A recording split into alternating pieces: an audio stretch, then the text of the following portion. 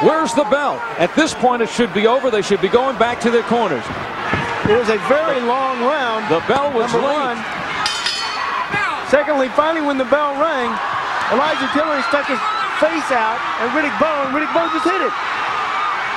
And you see Rock Newman getting involved in this. Both of them almost falling over the ropes.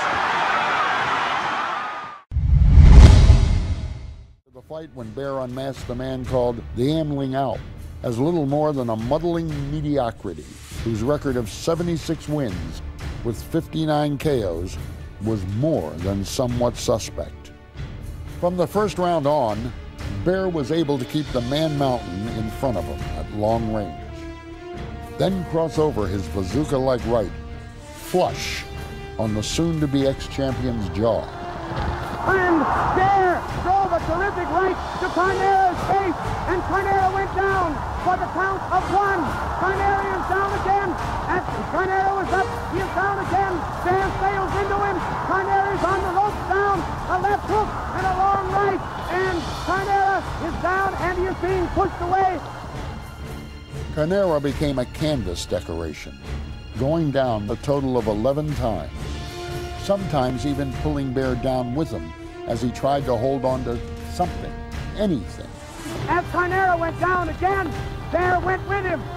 And every time he was taken down by the fallen Carnera, Baer would holler, "Last one up's a sissy." Finally, with nothing to keep him on his feet but a big heart, a helpless, stumbling Carnera appealed to referee Arthur Donovan to stop the fight in the 11th round. Carnera is almost through, though. Nobody can do it. And finally, the referee motions Baer to his corner. Donovan mercifully called a halt to the most one-sided fight ever. Those things like that, it irritates you good. That is one of the most grotesque things I've ever seen on a prize fighter.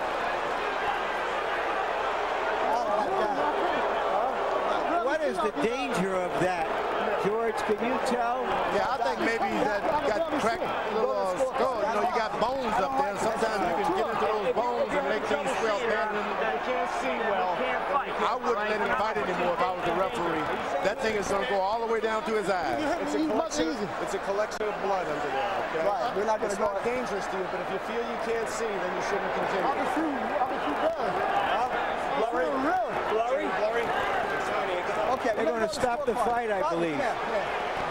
Here's the butt once again. That's the clash of heads which produced the swelling. That's the second one. You can see the swelling begin immediately after that clash of heads. I mean, the swelling has already begun within seconds there after the clash of heads you saw in that replay. And yes, you're right, George. That was the second one. Yeah. That was not the one which occasioned the doctor's first visit over to Rahman's corner a little bit earlier.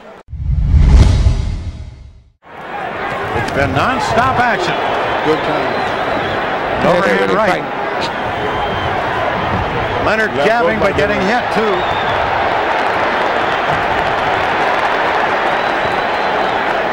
Good right hand by Duran. Knocks Sugar Ray in the ropes. It gets away immediately. And what's happening? Duran says no. I think he's quitting. What is he saying, Larry? He says no. I don't understand. He's saying no. He quit. I don't understand it. I think Duran quit. I don't understand it. I don't understand it. Roberto Duran This is not like Duran. Threw his hand up and said, "I quit." I don't understand it. And he almost got in a fight with Leonard's brother.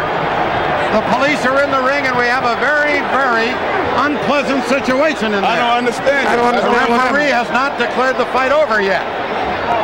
Duran suddenly said, "I quit." I don't understand it. I don't either. I don't understand it.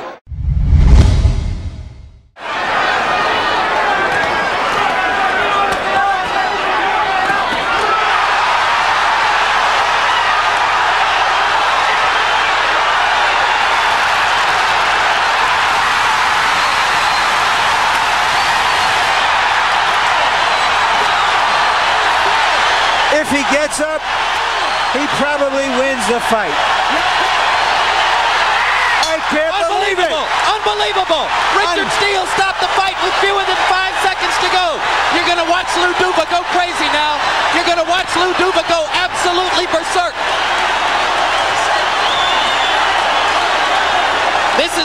most unusual calls by a referee in the whole history of the sport.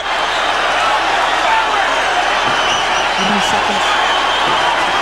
5 seconds left. I cannot believe they stopped that fight. From the point of view of Chavez, it is one of the most dramatic comebacks in the history of the sport. Larry, the official time will be 2:58 of the 12th round. He knocked him out with 2 seconds left.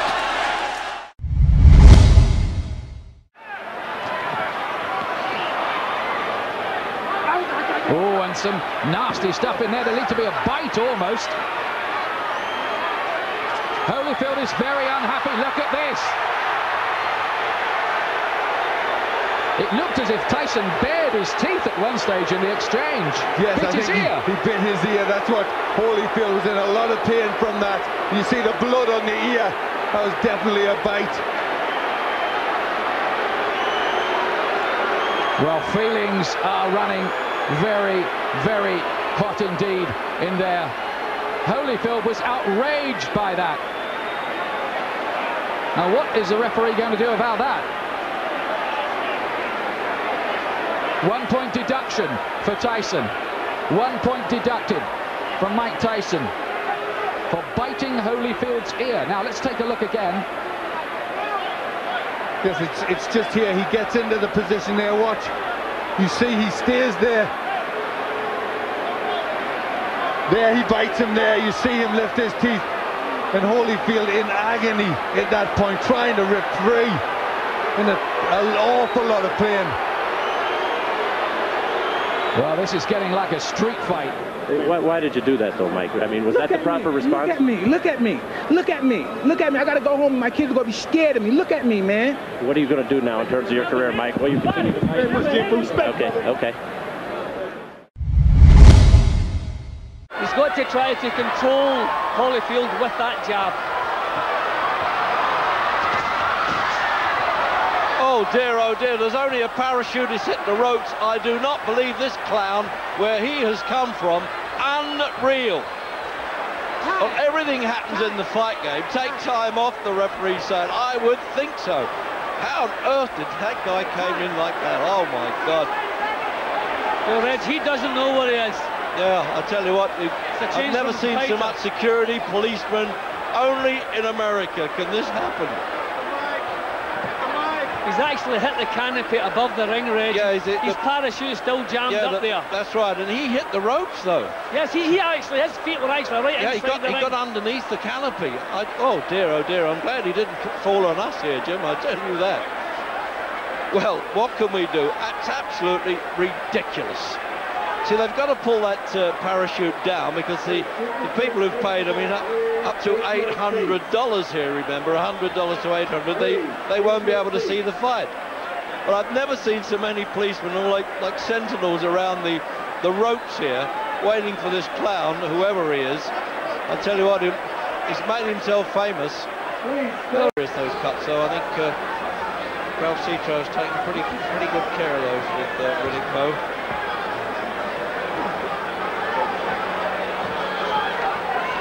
Usually adrenaline swab there, that's all that's permitted by the boxing commissions. Well, Holyfield backing the big man up, Reg, and if he can manage to do this, he certainly shortens the odds that are against him. If he can back Bowe up, Reg, it gives him a chance. Holyfield was saying that before the fight. I heard him say it, that I boxed with him as an amateur. I know things have changed since, but if you put pressure on him, you've got him on the run, Bowe, you can win the fight. And I didn't do that last time, but I want to do it this time.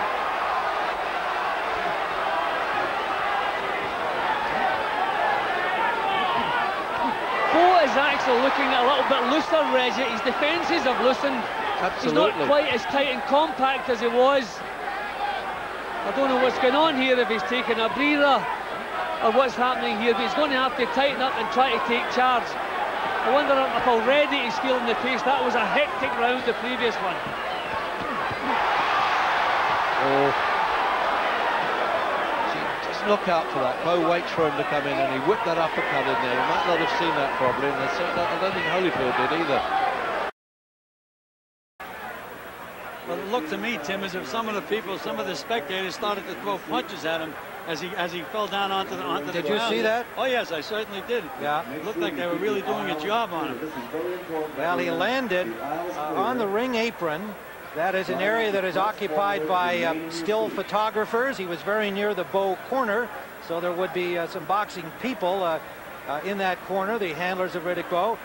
And then immediately behind him, I believe that is a press row behind the first row of photographers. I believe that that is also press seating in the few rows that are immediately behind the photographer area, which is right along the ring side itself.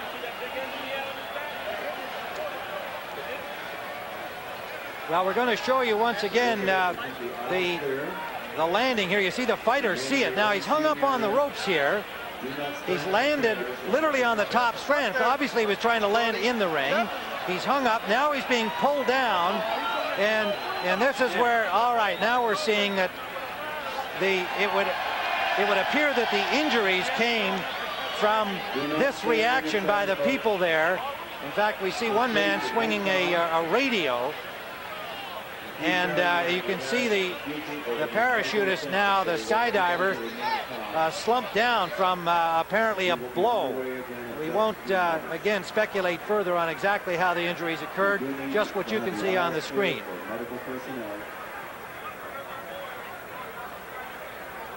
Now, as we have this ongoing delay, let's go to our host, James Brown. All right, Timmy, thank you very much. And I'm standing here with Mark Ratner, who is the executive director of the Nevada Athletic Commission. And Mark, I've got to ask you this question. In all of your years, have you ever seen an occurrence like this? Never. It's the furthest thing we would ever expect. Out of the sky, this guy, crazy man comes down. Melvina Lathan, 97-93, all for the winner by unanimous decision. Richard the Alien Grant. So Butler's number 8 ranking is going to take a hit. Richard Grant in the mild upset, a unanimous decision victory. Oh, look at this. Butler. Whoa! Butler just ran across the ring. Butler just went over there and sucker punched and knocked out Grant. Oh boy. Terrible. And the new commissioner, Ray Kelly, will do something very, very enforceful here. You want to talk about Zab Judah and his antics, losing some money in a suspension. James Butler should never be allowed in the ring again. Absolutely. Never. That's assault. That is assault. He should be arrested on the spot. He should be arrested right on the spot. That is assault and battery. This will be the first test for the new commissioner, Ray Kelly, and I know that he will handle this the right way. What a punk. James Butler. And we're going to take a look at it one more time. Richard Grant, unanimous decision win. He turns to Butler to shake his hand, congratulate him. Putting his arm out. Boom! Right there. He was a coward and he couldn't get him during the fight, and he sucker punched him right there. And now Richard Grant is up on his own feet. Now they're going to escort Butler out of here. And they got him. The police are right there. They're going to escort him out. Ray Kelly, the commissioner, is right behind him. He is being taken out, and he should be thrown in a paddy wagon right now.